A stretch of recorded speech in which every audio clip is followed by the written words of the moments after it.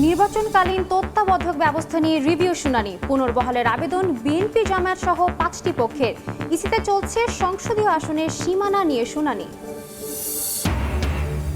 জুলাই সনদ পিআর নিয়ে বিপরীত অবস্থানে দলগুলো, অনড় থাকলে অনিশ্চয়তায় পড়বে গণতান্ত্রিক যাত্রা, উগ্রবাদীদের হাতে যেতে পারে ক্ষমতা, আশঙ্কা বিশ্লেষকদের। ক্যাম্পাসে ক্যাম্পাসে ছাত্র সংসদ নির্বাচনের আমেজ, ডাকসু প্রার্থীদের জমজমাট প্রচারণা শুরু। ডাকসুর মনোনয়ন ফর্ম জমার শেষ দিন, রাকসুতে তোলার হিড়িক।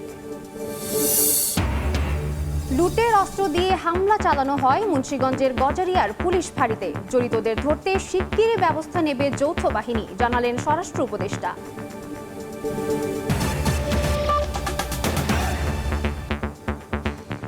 সময় সংবাদের সঙ্গে আছি আমি সাদিয়া তাসনিম।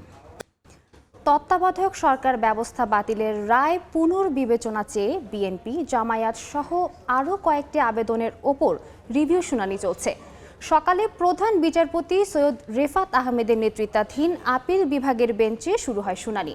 এতে অংশ নিয়ে জামায়াতের আইনজীবী শিশির মনির বলেন, তত্ত্বাবধায়ক সরকার ব্যবস্থা বাতিলের পক্ষে যেসব বিচারপতি রায় দেন তারা সবাই পরে প্রধান বিচারপতি পদে নিয়োগ পান। এর আগে 2011 সালের 10 মে সংখ্যাগরিষ্ঠ মতামতের ভিত্তিতে সংবিধানের ত্রয়োদশ সংশোধনী বাতিল ঘোষণা করে রায় দেন তৎকালীন প্রধান বিচারপতি ABM খায়রুল হকের নেতৃত্বাধীন আপিল বিভাগ। ওই রায় পুনর্বিবেচনা চেয়ে গত বছরের অক্টোবরে আবেদন করে বিএনপি, জামায়াত, সুশাসনের জন্য নাগরিক সুজন সহ 5টি পক্ষ। এর আগে তত্ত্বাবধায়ক সরকার বাতিল করে সংবিধানের পঞ্চদশ সংশোধনী বাতিলের রায় দেন হাইকোর্ট। সংসদীয় আসনের সীমানা পুনর্নির্ধারণে নির্বাচন কমিশনে চলছে শুনানি। আজ তৃতীয় দিনে ঢাকা অঞ্চলের 27টি আসনের 3 শতাধিক দাবি আপত্তির শুনানি হবে। একই রকম আবেদনের পক্ষে বিপক্ষে একজন করে বক্তব্য দিতে পারবেন। সকালে শুরু হওয়া শুনানিতে প্রধান নির্বাচন কমিশনার AMM নাসির উদ্দিন সহ 4 নির্বাচন কমিশনার উপস্থিত আছেন। মানিকগঞ্জ, মুন্সিগঞ্জ, গাজীপুর, নরসিংদী ও নারায়ণগঞ্জের 14টি আসনের শুনানি হয়েছে।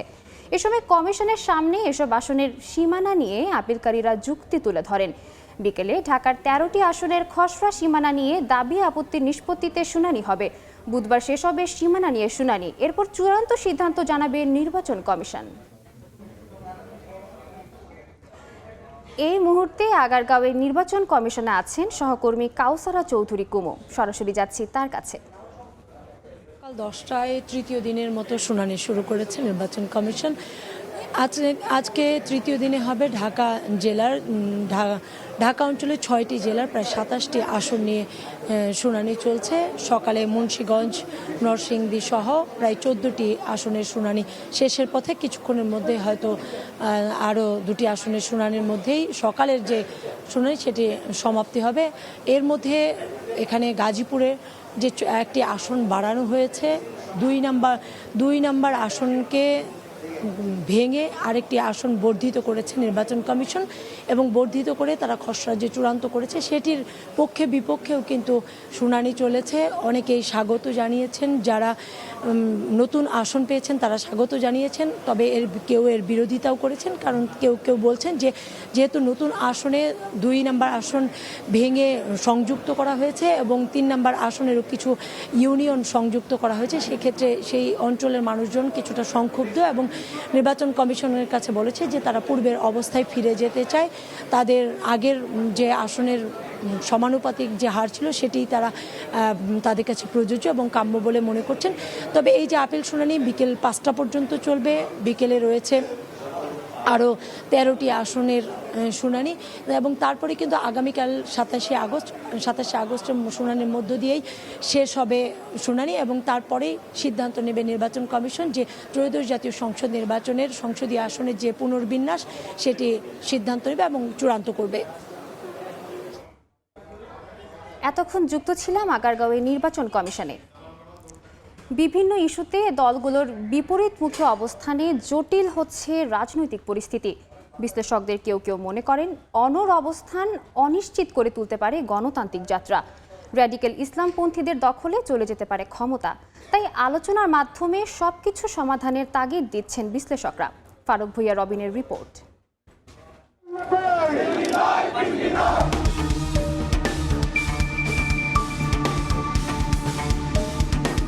সংস্কার, জুলাই সনদ, নির্বাচন পদ্ধতি সহ বেশ কিছু বিষয়ে তীব্র হচ্ছে রাজনৈতিক দলগুলোর বিতর্ক। কিছু ক্ষেত্রে মতের ভিন্নতা, আবার কিছু ক্ষেত্রে একেবারেই বিপরীত অবস্থান। সংবিধানের উপর জুলাই সনদের প্রাধান্য, সনদ নিয়ে প্রশ্ন তোলা যাবে না আদালতে, ঐকমত্য কমিশনের এমন কিছু প্রস্তাবে আপত্তি জানিয়েছে বিএনপি। এছাড়া পিআর পদ্ধতিরও বিরোধী দলটি, যদিও এ পদ্ধতিতে নির্বাচনের দাবিতে জোরালো অবস্থান জামায়াত সহ ইসলামপন্থী দলগুলোর। পাশাপাশি জুলাই সনদের আইনি ভিত্তি, নির্বাচনের আগে সনদ বাস্তবায়ন এবং গণভোটের দাবি এসব দলের। অন্যদিকে গণপরিষদ নির্বাচনের মাধ্যমে নতুন সংবিধান প্রশ্নে অনড় এনসিপি। আমরা খুব পরিষ্কার করে তো বলেছি যে আমরা পিআর পদ্ধতি কোনো মতেই মেনে নেব না। নির্বাচনের জন্য যে শর্ত এবং দাবিগুলো আমরা দিয়েছি এগুলো এনশিওর করে নির্বাচনে যেতে হবে। নতুন শাসনতান্ত্রিক কাঠামো যদি বাংলাদেশের মানুষ নির্বাচনের মধ্য দিয়ে না পায়, সেই নির্বাচনে অংশগ্রহণ করার আদতে কোনো মানে থাকে না। স্পষ্টতই দেখা যাচ্ছে নিজেদের দাবি মানা না মানাকে নির্বাচনে অংশগ্রহণের শর্ত হিসেবে জুড়ে দিচ্ছে বিভিন্ন দল। এসব শর্তের মারপ্যাচ কেবলই রাজনৈতিক কৌশল, নাকি রাজনীতিকে নিয়ে যাচ্ছে অনিশ্চিত গন্তব্যে, উঁকি দিচ্ছে এমন সব প্রশ্ন। বিএনপির উপরে চাপটা যত নির্বাচন সামনে আগায় আসতে থাকবে, আস্তে আস্তে সেই চাপ আরও বাড়বে। আমি যেটা বুঝতেছি যেটা এটা এক ধরনের রাজনৈতিক কৌশল। নির্বাচন না হওয়ার মধ্যে কারোর জন্য কোনো লাভ নেই, সবার জন্য ক্ষতির কারণ হয়ে দাঁড়াতে পারে। সুতরাং আমার ধারণা ওই ভুলের দিকে তারা যাবে না। এই সংকট মোকাবেলা করতে হলে রাজনৈতিক দলগুলোকে আবার পুনরায় ঐক্যবদ্ধ হতে হবে। যদি না হয় তাইলে রাজনীতির মতোই চলবে, যে রাজনীতি আমরা কোনোদিন কেউ চাই না। রাজনীতি হতো চ্যালেঞ্জের মুখে পড়বে, সেই চ্যালেঞ্জ থেকে অন্য শক্তির হাতে ক্ষমতা চলে যেতে পারে। নির্বাচনের বিকল্পটা কি? ধরেন তর্কের খাতিরে নির্বাচন হলো না, তাইলে কি হবে? এভাবে তো দেশ চলবে না, চলতে পারে না। তাইলে তো একটা জায়গায় কেউ না কেউ এসে ক্ষমতা তাদের হাতে নিয়ন্ত্রণ নেবে।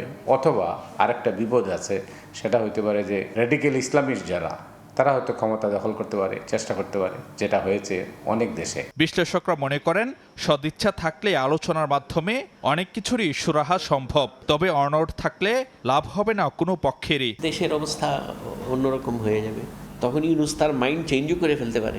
যে গেমটা তারা খেলতেছে, এটা যদি শেষ পর্যন্ত তারা অনড় থাকে, এটা হবে লস গেম। একটা জায়গায় তারা হয়তো রিয়েলাইজেশন তাদের মধ্যে আসবে যে রাজনীতি যদি ঠিক না থাকে, নির্বাচন যদি না হয়, দিনের শেষে কেউই কিন্তু লাভবান হবেন না, সবাই কম বেশি এফেক্টেড হয়ে যাবে। বিশ্লেষকরা বলছেন স্থিতিশীলতার জন্য গণতান্ত্রিক যাত্রাপথই জুৎসই বিকল্প। নির্বাচন যদি না হয় তাহলে আমরা কাকে কিভাবে চলবে? হাত পায়ে এমনি বাধা, আরও বাধা পড়ে যাবে। ফারুক ভিয়া, রবিন, সময় সংবাদ, ঢাকা। ক্যাম্পাসে ছাত্র সংসদ নির্বাচনের আমেজ। ডাকসুতে শুরু হয়েছে প্রচারণা। ডাকসুতে মনোনয়ন ফর্ম জমা আর রাকসুতে চলছে ফর্ম উত্তোলন। বিস্তারিত জানাতে ঢাকা বিশ্ববিদ্যালয়ে আছেন সহকর্মী শফিকুজ্জামান রুবেল, জাহাঙ্গীরনগর বিশ্ববিদ্যালয়ে মুজাফফর হোসেন জয় এবং রাজশাহী বিশ্ববিদ্যালয়ে আছেন মওদুদ রানা। সরাসরি শুরুতেই যাচ্ছি রুবেলের কাছে।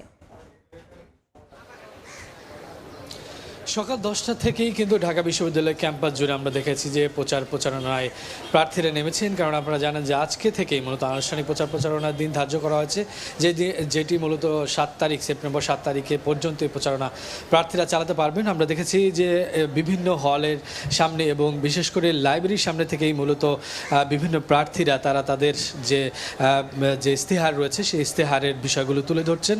তারা তাদের শুভাকাঙ্ক্ষী, তাদের যে ভোটার শিক্ষার্থী সাথীরা রয়েছেন তাদের কাছে কিন্তু ছুটে যাচ্ছেন আমরা দেখছি।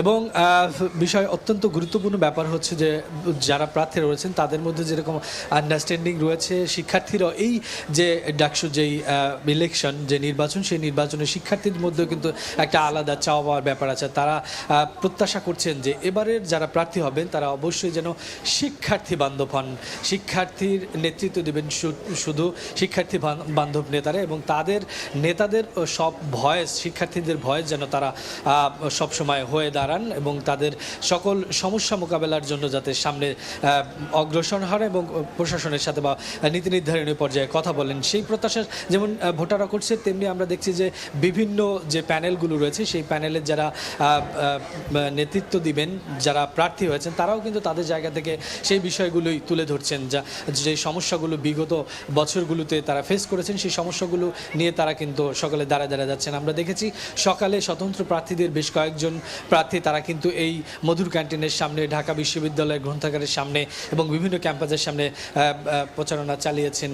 এবং আমরা দেখেছি যে কিছুক্ষণ আগে সিনেট ভবনে সকল জিএস এবং ভিপি প্রার্থীদের নিয়ে নির্বাচন কমিশন বৈঠকে বসেছেন, কেননা আচরণবিধি নিয়ে একটি ব্যাপক কঠোরতা রয়েছে, সেই বিষয়গুলো তাদেরকে সামনে এনেছেন এবং এই ডাকসু নির্বাচন যাতে একটি রোল মডেল হয়ে দাঁড়ায় সেই প্রচেষ্টায় কিন্তু নির্বাচনের যারা কর্মকর্তা রয়েছেন এবং প্রশাসনিক যারা কর্মকর্তা রয়েছেন সকলে সেই প্রচেষ্টা করবেন। সেই বিষয়গুলো তারা কিন্তু ভিপি এবং জিএস প্রার্থী সহ অন্যান্য যে প্রার্থীরা রয়েছেন তাদের কিন্তু সেই বিষয়টি অবহিত করছেন। সব মিলে আজকের দিনে ডাকসু নির্বাচনের প্রচারণার মুখর হচ্ছে বিশ্ববিদ্যালয়ের ক্যাম্পাসগুলো এবং জাহাঙ্গীরনগর ইউনিভার্সিটির যে নির্বাচন, ডাকসু নির্বাচন, সেই বিষয়ে সর্বশেষ পরিস্থিতি জানাবেন মোজাফফর হোসেন জয়।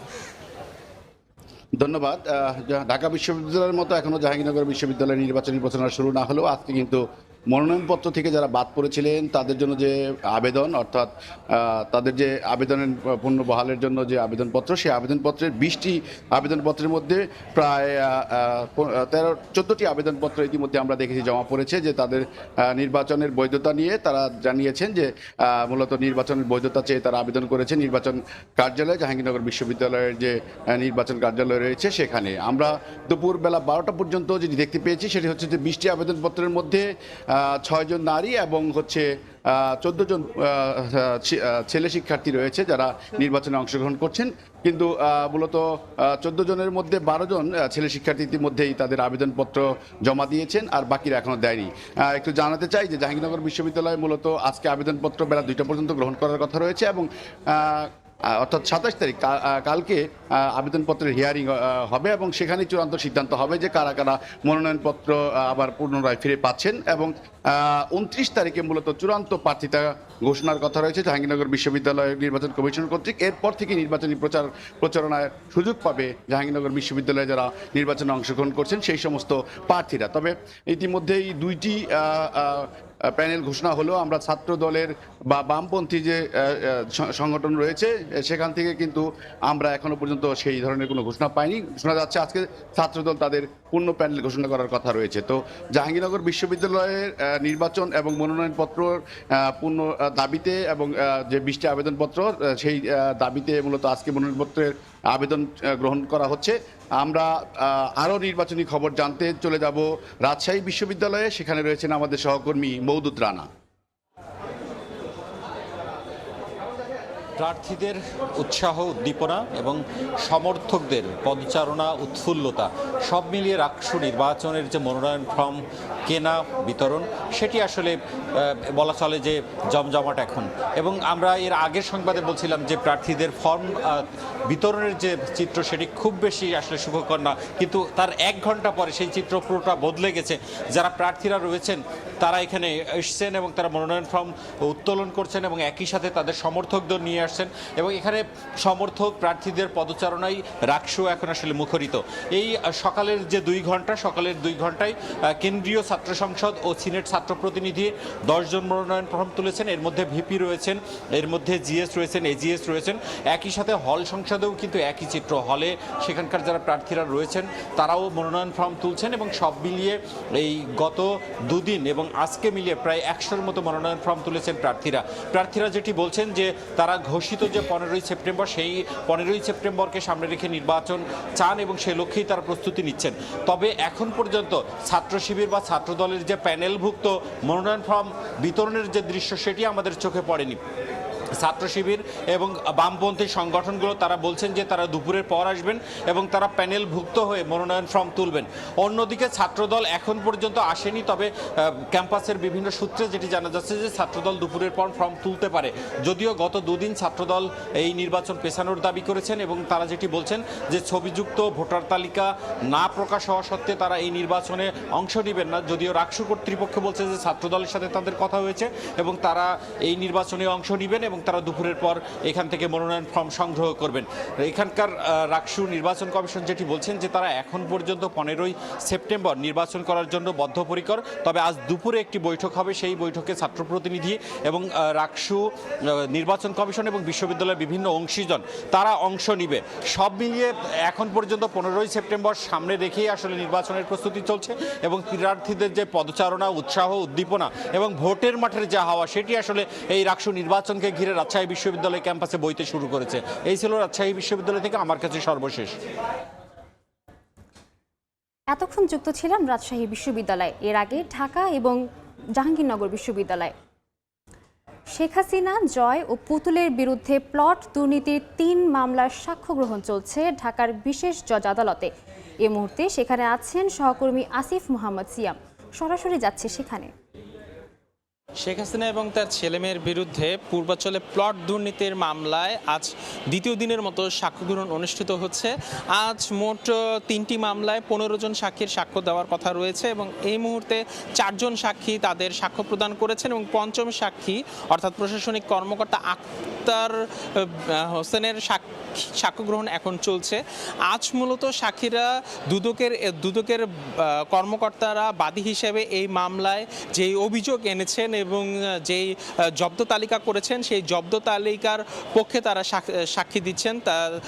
তারা সাধারণত দুদক যেটা জানিয়েছেন যে শেখ হাসিনা সকল ধরনের নিয়ম বহির্ভূতভাবে এই প্লট তিনি বরাদ্দ নিয়েছিলেন। তো সেই প্রেক্ষিতে দুদকের তদন্তকালে যে নথি তারা জব্দ করেছিলেন এবং প্লট বরাদ্দের সময় যে রেজিস্ট্রি এবং অন্যান্য জায়গায় তারা যে আবেদন না করার যে প্রমাণ সহ যে তালিকা ছিল সেই তালিকার পক্ষে আজ মূলত সাক্ষীরা তাদের সাক্ষ্য প্রদান করছেন। তো এর আগে দুদকের বাদীরা জানিয়েছিলেন যে তৎকালীন সরকারি কর্মকর্তারা সাবেক প্রধানমন্ত্রীকে খুশি করার জন্য তার এই অনিয়মে তাকে সহযোগিতা করেছিলেন এবং সেই অনিয়মের প্রেক্ষিতে দুদক তাদের যে অনুসন্ধান চালায় এই অনুসন্ধানের সময় যে সকল সরকারি কর্মকর্তাদেরকে তারা সংশ্লিষ্ট পেয়েছেন সেই জব্দ তালিকাতে আজ সাক্ষীরা তাদের সাক্ষ্য প্রদান করছেন। তো এই পর্যন্ত আমার কাছে এখন সর্বশেষ। যুক্ত ছিলাম ঢাকার বিশেষ জজ আদালতে। সময় সংবাদে আরও থাকছে, সীমান্তে বিএসএফ এর গুলিতে 7 মাসে নিহত 22 বাংলাদেশি, 16 বছরে 607 জনকে হত্যা। আলোচনায় কাজ না হলে প্রয়োজনে আন্তর্জাতিক আদালতে যাওয়ার পরামর্শ। লুটের অস্ত্র দিয়ে মুন্সিগঞ্জের গজারিয়ায় পুলিশ ক্যাম্পে হামলার ঘটনায় যৌথ বাহিনী দ্রুতই ব্যবস্থা নেবে বলে জানিয়েছেন স্বরাষ্ট্র উপদেষ্টা জাহাঙ্গীর আলম চৌধুরী। সকালে কেরানীগঞ্জের সুভাট্টা খাল পুনঃখনন এবং খালের 2 পাড়ের উন্নয়ন ও সুরক্ষা প্রকল্পের উদ্বোধন শেষে সাংবাদিকদের প্রশ্নের জবাবে তিনি এ কথা জানান। গতকাল মুন্সিগঞ্জে অস্থায়ী ক্যাম্পের টহল পুলিশ সদস্যদের লক্ষ্য করে গুলি চালায় নৌ ডাকাত দল। আত্মরক্ষায় পাল্টা গুলি চালায় পুলিশ। প্রায় 30 মিনিট চলে দুপক্ষের গোলাগুলি। এ ঘটনায় এখন পর্যন্ত কেউ গ্রেফতার হয়নি। যারা এই কাজটা করছে তাদের ধরার জন্য একটা যৌথ বাহিনী করে দেওয়া হয়েছে। আপনারা কয়েকদিনের ভিতরে হয়তো ভালো সংবাদ পাবেন। এই যৌথ বাহিনী অভিযান চালিয়ে যারা এখানে ফায়ার করছে তাদের আমরা আইনের আওতায় নিয়ে, আর আমাদের জায়গাটা আগে দখলে নিয়ে তারপরে কিন্তু আমরা খননে যাব। এলাকাবাসী এটা আপনাদের সাহায্য এবং সহযোগিতা সবচেয়ে বেশি দরকার। যদি এলাকাবাসী সাহায্য সহযোগিতা করে তো এই খাল কারো শক্তি নেই। এটা সময় সংবাদে আরও থাকছে, গাজায় ইসরায়েলি গণহত্যা ঠেকাতে ঐক্যের ডাক ইরান সৌদি আরবের। 2 দেশের পররাষ্ট্রমন্ত্রী পর্যায়ের বৈঠক, মুসলিম বিশ্বকে একসঙ্গে এগোনোর আহ্বান। সীমান্তে বিএসএফ এর গুলিতে 7 মাসে প্রাণ গেছে 22 বাংলাদেশির, আহত হয়েছেন 32 জন। আইন ও সালিশ কেন্দ্রের হিসেবে 2009 সাল থেকে গত 16 বছরে বিএসএফ হত্যা করেছে 607 বাংলাদেশিকে। বিশ্লেষকরা বলছেন সীমান্ত হত্যা বন্ধে বেসরকারিভাবে 2 দেশ যৌথ কমিশন গঠন করতে পারে, তবে রাজনৈতিক সমাধানই প্রধান উপায়। সানবির রূপলের রিপোর্ট।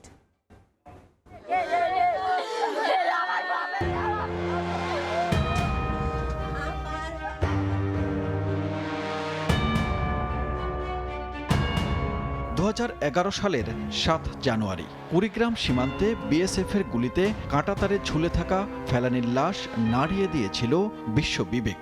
তবে বিবেক নড়েনি ভারতের, তোয়াক্কা করেনি কোনো নিয়ম কানুন আইনের, বন্ধ হয়নি বাংলাদেশি হত্যা। আইন ও সালিশ কেন্দ্রের তথ্য বলছে 2009 থেকে 24 পর্যন্ত বিএসএফের গুলিতে প্রাণ গেছে 607 বাংলাদেশির, আর চলতি বছরের 7 মাসে নিহত হয়েছেন 22 জন। এমনকি গেল বছর কোনো কারণ ছাড়াই বিজেপি সদস্য রইসুদ্দিনকে হত্যা করে নিছক ভুলবশত গুলি চালানোর দায় সারা জবাব দিয়েছে বিএসএফ। 2024 সালে দুই দেশের যৌথ সম্মেলনে সীমান্ত হত্যা শূন্যে নামাতে আলোচনা হলেও কার্যকর হয়নি কিছুই। এ অবস্থায় রাজনৈতিক সমাধান, জনমত গঠন ও ভারতের ওপর অব্যাহত চাপ প্রয়োগের পরামর্শ বিশ্লেষকদের। ভারতের জনগণকে বোঝানো যে এটা একেবারে আনলফুল কিলিং হচ্ছে, যারা মারা গেছে তাদের হাতে কোনো অস্ত্র ছিল না, তারা অস্ত্র ব্যবহারও করেনি। বর্ডার কিলিং থামানোর জন্য একটা কমিশন তৈরি করা হলো, এবং এটা সিভিল কমিশন, কারণ সরকারি কমিশন করলে এটা ওই বসবে আর কিছু হবে না। ভারতের সঙ্গে সরাসরি 5টি দেশের সীমানা থাকলেও অন্য দেশের সীমান্তে বাংলাদেশের মতো হত্যার ঘটনা ঘটে না। বর্ডারে হত্যায় সরাসরি মানবাধিকার লঙ্ঘন হলেও বিচার হয়নি।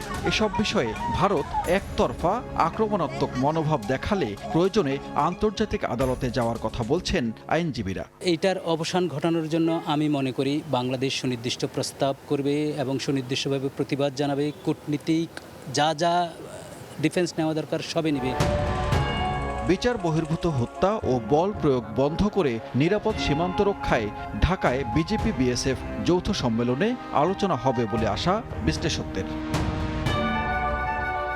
সানবীর রূপল, সময় সংবাদ, ঢাকা। এখনো উদ্ধার হয়নি গাইবান্ধার মওলানা ভাসানী সেতুর চুরি হয়ে যাওয়া বিদ্যুতের তার। চুরির ঘটনার 5 দিন পরও সচল হয়নি বিদ্যুৎ সংযোগ। এরই মধ্যে আবার নতুন করে চুরি হয়েছে সেতুতে লাগানো 2 শতাধিক রিফ্লেক্টর লাইট। এতে সন্ধ্যার পর অন্ধকারাচ্ছন্ন থাকছে সেতু ও আশপাশের এলাকা। আলো না থাকায় ঘটছে দুর্ঘটনা, চুরি, ছিনতাই। এতে ক্ষোভ জানিয়েছেন স্থানীয়রা। দ্রুত বিদ্যুৎ সংযোগ চালুর আশ্বাস দিয়েছে এলজিইডি। বিপ্লব ইসলামের রিপোর্ট। গাইবান্ধার সুন্দরগঞ্জের হরিপুরে তিস্তা নদীর উপর নির্মিত মওলানা ভাসানী সেতু উদ্বোধনের একদিন পরেই 21 আগস্ট 6টি ল্যাম্পপোস্টের দুপাশের 310 মিটার বিদ্যুতের তার চুরি হয়। এর রেশ কাটতে না কাটতেই 24 আগস্ট সেতুর 2 শতাধিক রিফ্লেক্টর লাইট চুরি হয়েছে।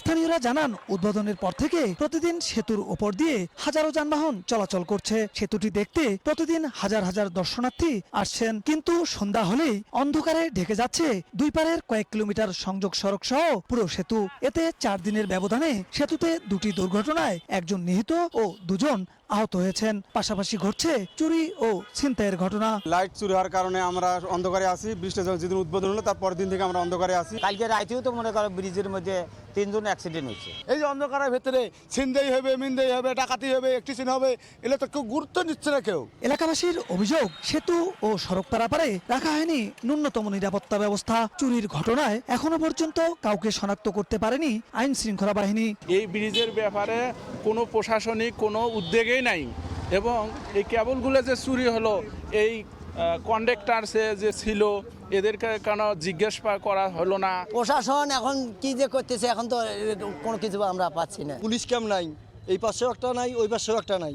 আমরা দুই পক্ষেই পুলিশ ক্যাম্প চাই। তবে শীঘ্রই বিদ্যুৎ সংযোগ চালুর আশ্বাস এলজিইডির। অপ্রীতিকর এসব ঘটনা বন্ধে স্থানীয় জনগণের সহায়তা চান সংশ্লিষ্ট কর্মকর্তা। তার আশা পরে আমি 2 দিনের সময়ের মধ্যে এটা আশা করি আমরা পুরো বৃষ্টি আলোকিত করতে সক্ষম হব। সর্বসাধারণ অত্র এলাকার লোকজন এটা নিরাপত্তা বিধান কিংবা একটু সচেতন না হয়, তাহলে সার্বিকভাবে আমাদের জন্য বৃষ্টি আলোকময় রাখা একটু কষ্টসাধ্য হবে। এলজিইডির তথ্যমতে 1490 মিটার দীর্ঘ মওলানা ভাসানী সেতু নির্মাণে ব্যয় হয়েছে 925 কোটি টাকা। সেতু এবং দুই পারের মানুষের যোগাযোগের সার্বিক নিরাপত্তায় সেতুর 2 প্রান্তে 2টি পুলিশ বক্স স্থাপনের দাবি জানিয়েছেন স্থানীয়রা। বিপ্লব ইসলাম, সময় সংবাদ, গাইবান্ধা।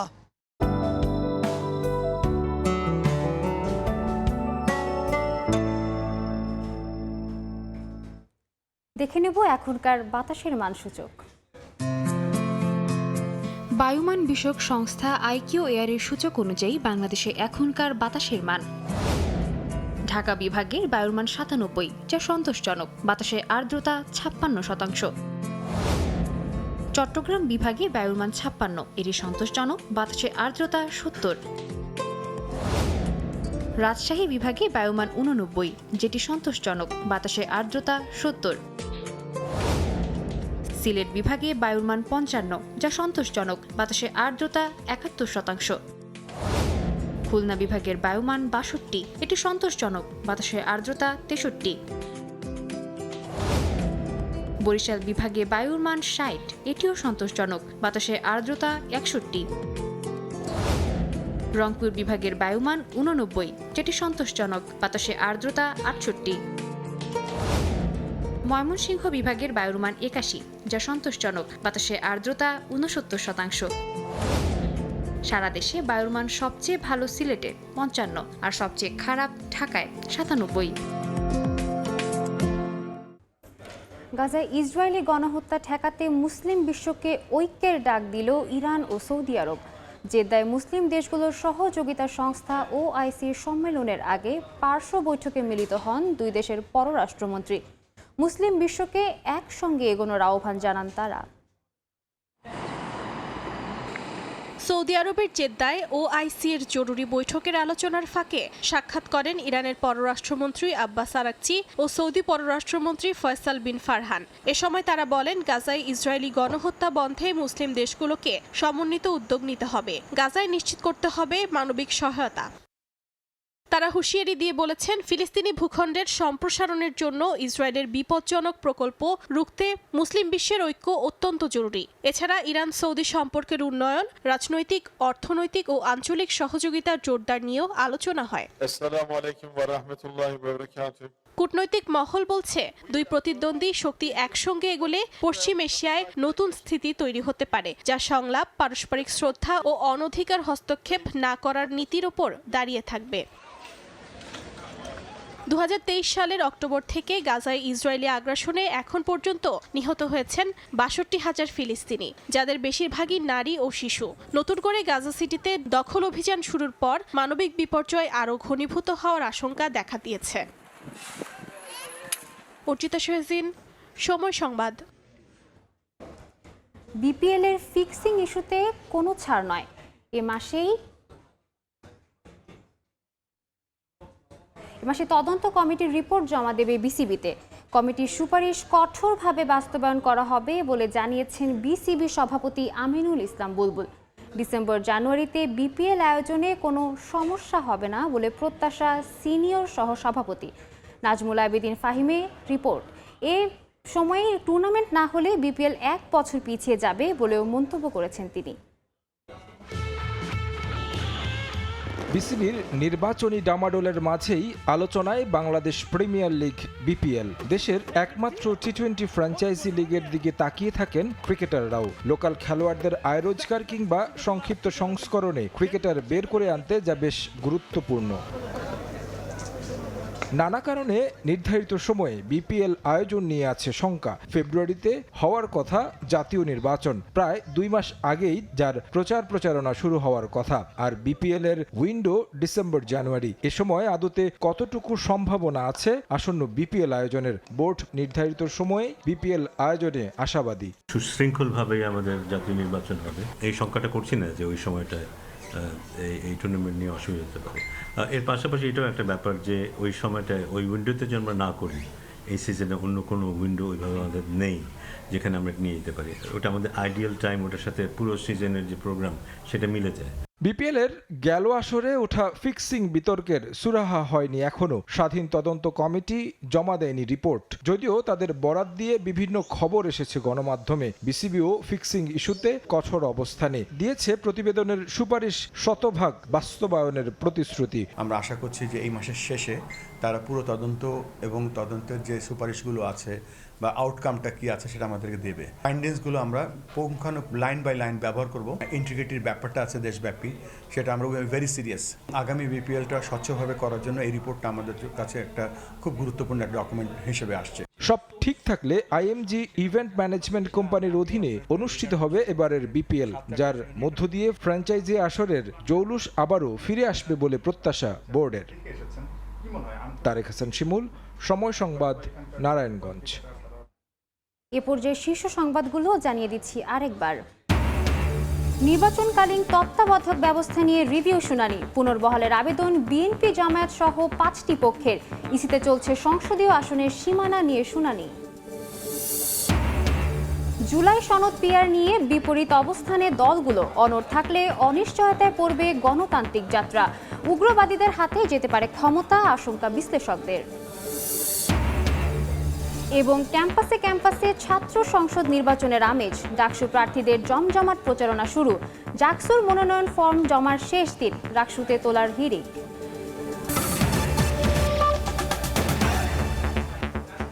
এ ছিল সময় সংবাদে, সঙ্গে থাকুন সময়ের।